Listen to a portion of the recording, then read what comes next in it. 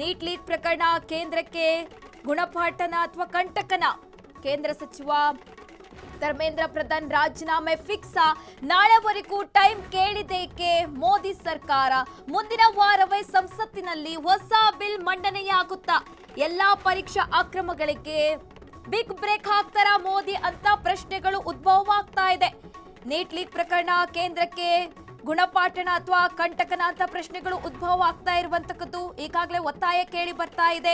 ಕೇಂದ್ರ ಶಿಕ್ಷಣ ಸಚಿವ ಧರ್ಮೇಂದ್ರ ಪ್ರಧಾನ್ ರಾಜೀನಾಮೆ ಫಿಕ್ಸ್. ಹಾಗಾದ್ರೆ ಮುಂದಿನ ವಾರವೇ ಸಂಸತ್ತಿನಲ್ಲಿ ಹೊಸ ಬಿಲ್ ಮಂಡನೆಯಾಗುತ್ತಾ ಅಂತ ಪ್ರಶ್ನೆಗಳು ಹುಟ್ಕೊಳ್ತಾ ಇದೆ. ಹಾಗಾಗಿ ಎಲ್ಲಾ ಪರೀಕ್ಷಾ ಅಕ್ರಮಗಳಿಗೆ ಬಿಗ್ ಬ್ರೇಕ್ ಹಾಕ್ತಾರಾ ಮೋದಿ ಅವರು ಅಂತ ಪ್ರಶ್ನೆಗಳು ಉದ್ಭವ ಆಗ್ತಾ ಇರುವಂತಕ್ಕದ್ದು. ಈಗ ಸಹಜವಾಗಿ ಎದುರಾಗ್ತಾ ಇರುವಂತಹ ಪ್ರಶ್ನೆ, ಅವರು ರಾಜೀನಾಮೆ ಕೊಡ್ತಾರಾ ಅನ್ನುವಂಥದ್ದು ಒಂದು ಕಡೆ ಆದರೆ, ಮತ್ತೊಂದು ಕಡೆಯಲ್ಲಿ ಪರೀಕ್ಷೆ ಅಕ್ರಮವನ್ನು ತಡೆಯೋದಕ್ಕೆ ಸಂಪುಟ ಸಭೆಯಲ್ಲಿ ಕಠಿಣ ಮಸೂದೆಗೆ ಒಪ್ಪಿಗೆ ಸಿಗತ್ತೆ ಅನ್ನೋ ಮಾತುಗಳು ಕೇಳಿಬರ್ತಾ ಇದೆ. ಇವತ್ತು ಸಂಪುಟ ಸಭೆ ನಡೀತು. ಸಂಪುಟ ಸಭೆಯಲ್ಲಿ ಒಂದು ಮಸೂದೆ ತರೋದಕ್ಕೆ ಅಂತ ಒಪ್ಪಿಗೆ ಸಿಕ್ಕಿದೆ. ದೇಶಾದ್ಯಂತ ಫಾಸ್ಟ್ ಟ್ರ್ಯಾಕ್ ಕೋರ್ಟ್ ಸ್ಥಾಪನೆ ಮಾಡೋದಕ್ಕೆ ಕೇಂದ್ರ ಸರ್ಕಾರ ನಿರ್ಧಾರ ಮಾಡಿದೆ. ಈಗ ಪ್ರಶ್ನೆ ಪತ್ರಿಕೆ ಸೋರಿಕೆ ಮಾಡಿದ್ರೆ 10 ವರ್ಷ ಜೈಲು ಶಿಕ್ಷೆ ಫಿಕ್ಸ್. ಹಾಗಾದರೆ ಪೇಪರ್ ಲೀಕ್ ಆರೋಪಿಗಳಿಗೆ 10 ಕೋಟಿವರೆಗೆ ಭಾರಿ ದಂಡ. ಕೇವಲ 3 ತಿಂಗಳಲ್ಲಿ ಪರೀಕ್ಷಾ ಅಕ್ರಮ ಕೇಸ್ಗಳ ವಿಚಾರಣೆ ಪೂರ್ಣಗೊಳ್ಳುತ್ತಾ ಮುಂದಿನ ವಾರ ಸಂಸತ್ತಿನಲ್ಲಿ ಹೊಸ ಬಿಲ್ ಮಂಡನೆ ಅಂತ ಪ್ರಧಾನಿ ಮೋದಿಯವರು ಹೇಳಿದರು. ಆದರೆ ಈಗಾಗಲೇ 2024ರಲ್ಲಿ ಒಂದು ಕಾನೂನು ಹೀಗಾಗಿ ಈ ವಿಚಾರಕ್ಕೆ ಸಂಬಂಧಪಟ್ಟಂತೆ ಕೂಡ ಸಾಕಷ್ಟು ಸಾಧಕ ಬಾಧಕಗಳ ಬಗ್ಗೆ ಚರ್ಚೆಗಳು ಕೂಡ ಆಗ್ತಾ ಇದೆ. ಹಾಗಾದ್ರೆ ಶಿಕ್ಷಣ ಸಚಿವ ಧರ್ಮೇಂದ್ರ ಪ್ರಧಾನ್ ರಾಜೀನಾಮೆಗೆ ಬಿಗಿ ಪಟ್ಟು ಹಿಡಿತಾ ಇರುವಂತಕ್ಕದ್ದು. ನೀಟ್ ಲೀಕ್ ಖಿನ್ನತೆಯಿಂದ ಆತ್ಮಹತ್ಯೆ ಮಾಡಿಕೊಂಡ ವಿದ್ಯಾರ್ಥಿಗಳು. ಶಿಕ್ಷಣ ಸಚಿವ ಧರ್ಮೇಂದ್ರ ಪ್ರಧಾನ್ ರಾಜೀನಾಮೆಗೆ ಬಿಗಿ ಪಟ್ಟು. ನೀಟ್ ಲೀಕ್ ಖಿನ್ನತೆಯಿಂದ ಆತ್ಮಹತ್ಯೆ ಮಾಡಿಕೊಂಡ ವಿದ್ಯಾರ್ಥಿಗಳು, ನೊಂದ ಕುಟುಂಬಗಳಿಗೆ 1 ಕೋಟಿ ಪರಿಹಾರಕ್ಕೆ ಪ್ರತಿಪಕ್ಷಗಳು ಕೂಡ ಇಲ್ಲಿ ಒತ್ತಾಯ ಮಾಡ್ತಾ ಇರುವಂತಕ್ಕದ್ದು. ವಿಶ್ವಾಸಾರ್ಹತೆ ಮರುಸ್ಥಾಪನೆಗೆ ಮೋದಿ ಸರ್ಕಾರ ಮಾಸ್ಟರ್ ಪ್ಲಾನ್ ಮಾಡ್ತಾ ಇದೆಯಾ? ನೀಟ್ ಅಕ್ರಮ ಖಂಡಿಸಿ ರಾಜಧಾನಿಯಲ್ಲಿ ವಿದ್ಯಾರ್ಥಿಗಳ ಬೃಹತ್ ರ್ಯಾಲಿ ಕೂಡ ನಡೀತಾ ಇದೆ. ಧರ್ಮೇಂದ್ರ ಪ್ರಧಾನ್ ವಿರುದ್ಧ ಮುಗಿಬಿದ್ದ ರಾಜ್ಯದ ಪ್ರತಿಪಕ್ಷಗಳು. ಕರಾವಳಿಯಲ್ಲೂ ಕೂಡ ರಸ್ತೆಗಿಳಿದು ಆಕ್ರೋಶ ಹೊರ ಹಾಕ್ತಾ ಇದ್ದಾರೆ ವಿದ್ಯಾರ್ಥಿಗಳು. ಕೇಂದ್ರದ ಮೋದಿ ಸರ್ಕಾರದ ವಿರುದ್ಧ ಪ್ರತಿಪಕ್ಷಗಳ ನಾಯಕರು ಗರಂ ಹಾಕಿದ್ದಾರೆ. ಶಿಕ್ಷಣ ಸಚಿವ ಧರ್ಮೇಂದ್ರ ಪ್ರಧಾನ್ ರಾಜೀನಾಮೆಗೆ ಬಿಗಿ ಪಟ್ಟು ಹಿಡಿದಿರುವಂತಕ್ಕದ್ದು. ನೀಟ್ ಲೀಕ್ ಖಿನ್ನತೆಯಿಂದ ಆತ್ಮಹತ್ಯೆ ಮಾಡಿಕೊಂಡಂತಹ ವಿದ್ಯಾರ್ಥಿಗಳಿಗೆ ಹಾಗೆ ನೊಂದ ಕುಟುಂಬಗಳಿಗೆ 1 ಕೋಟಿ ಪರಿಹಾರ ಕೊಡಬೇಕು ಅಂತ ಪ್ರತಿಪಕ್ಷಗಳು ಕೂಡ ಒತ್ತಾಯ ಮಾಡ್ತಾ ಇರುವಂತಕ್ಕದ್ದು. ಹಾಗೆ ವಿಶ್ವಾಸಾರ್ಹತೆ ಮರುಸ್ಥಾಪನೆಗೆ ಮೋದಿ ಸರ್ಕಾರ ಮಾಸ್ಟರ್ ಪ್ಲಾನ್ ಮಾಡ್ತಾ ಇದೆಯಾ ಅಂತ ಪ್ರಶ್ನೆಗಳು ಉದ್ಭವವಾಗ್ತಾ ಇದೆ. ಧರ್ಮೇಂದ್ರ ಪ್ರಧಾನ್ ವಿರುದ್ಧ ಮುಗಿಬಿದ್ದಿದೆ ಇಲ್ಲಿ ರಾಜ್ಯದ ಪ್ರತಿಪಕ್ಷಗಳು. ಕರಾವಳಿಯಲ್ಲೂ ಕೂಡ ಪ್ರತಿಭಟನೆ ನಡೀತಾ ಇದೆ. ಎಲ್ಲಾ ಕಡೆಯಲ್ಲೂ ಕೂಡ ಎಲ್ಲಾ ಭಾಗದಲ್ಲೂ ಕೂಡ ಆಕ್ರೋಶ ವ್ಯಕ್ತವಾಗ್ತಾ ಇದೆ. ಎಲ್ಲರೂ ಕೂಡ ಎಲ್ಲಾ ವಿದ್ಯಾರ್ಥಿಗಳು ಧರ್ಮೇಂದ್ರ ಪ್ರಧಾನ್ ಅವರು ರಾಜೀನಾಮೆ ಕೊಡಬೇಕು ಅಂತ ಪಟ್ಟು ಹಿಡಿದಿರುವಂತಕ್ಕದ್ದು. ಬೆಂಗಳೂರಿನಲ್ಲೂ ಕೂಡ ಇದು ರಾಜಕೀಯವಾಗಿ ಕೂಡ ತಿರುವು ಪಡೆದುಕೊಂಡಿದೆ. ಬೆಂಗಳೂರಿನಲ್ಲೂ ಕೂಡ ಪ್ರತಿಭಟನೆ ಆಯಿತು, ಮೈಸೂರಿನಲ್ಲೂ ಕೂಡ ಪ್ರತಿಭಟನೆ ಆಯಿತು.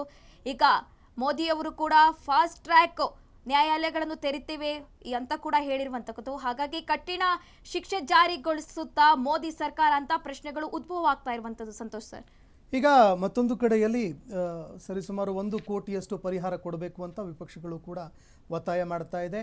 ಇನ್ನು ಹೋರಾಟ ಮಾಡ್ತಾ ಇದ್ದಂತಹ ವಿದ್ಯಾರ್ಥಿಗಳು ಯಾರಿದ್ರು, CJP ಪಕ್ಷ ಆಗಿರ್ಬೋದು, ಅವ್ರ ಜೊತೆಗೆ ಯಾರ್ಯಾರು ವಿದ್ಯಾರ್ಥಿಗಳು ಇಡೀ ದೇಶದ ಮೂಲೆ ಮೂಲೆಯಿಂದ ಬಂದು ಪ್ರತಿಭಟನೆ ಮಾಡ್ತಾ ಇದ್ರು. 5 ಸಲಹೆಗಳನ್ನು ಕೊಟ್ಟಿದ್ದಾರೆ ಕೇಂದ್ರ ಸರ್ಕಾರಕ್ಕೆ. 3 ಬೇಡಿಕೆಗಳನ್ನು ಇಟ್ಟಿದ್ದಾರೆ. ಒಂದು ಧರ್ಮೇಂದ್ರ ಪ್ರಧಾನ್ ಅವರ ರಾಜೀನಾಮೆ, ಮತ್ತೊಂದು ಶಿಕ್ಷಣ ವ್ಯವಸ್ಥೆಯಲ್ಲಿ ಬದಲಾವಣೆ, ಜೊತೆಗೆ ಅಧಿವೇಶನದಲ್ಲಿ ಚರ್ಚೆ ಆಗಬೇಕು.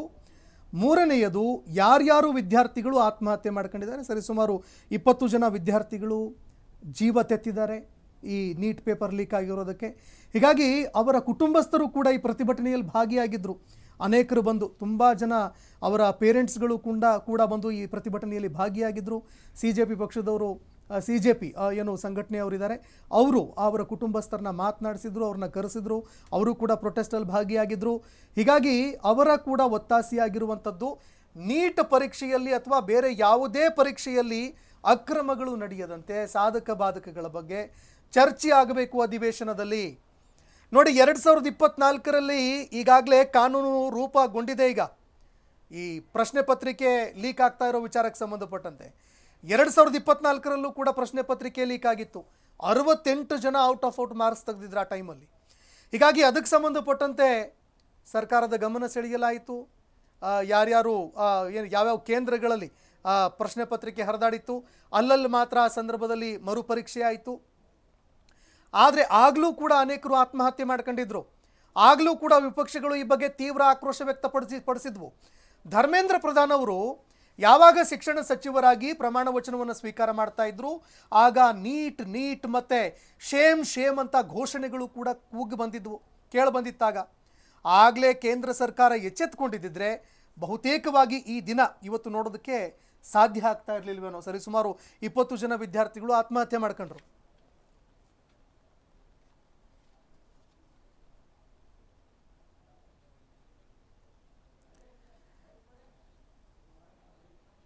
ಈ ಬಗ್ಗೆ ಮತ್ತಷ್ಟು ಮಾಹಿತಿ ಕೊಡ್ತಾರೆ ಪ್ರತಿನಿಧಿ ರೋಹನ್. ಡೆಸ್ಕಿಂದ ನೇರ ಸಂಪರ್ಕದಲ್ಲಿ ಜಾಯ್ನ್ ಆಗಿದ್ದಾರೆ.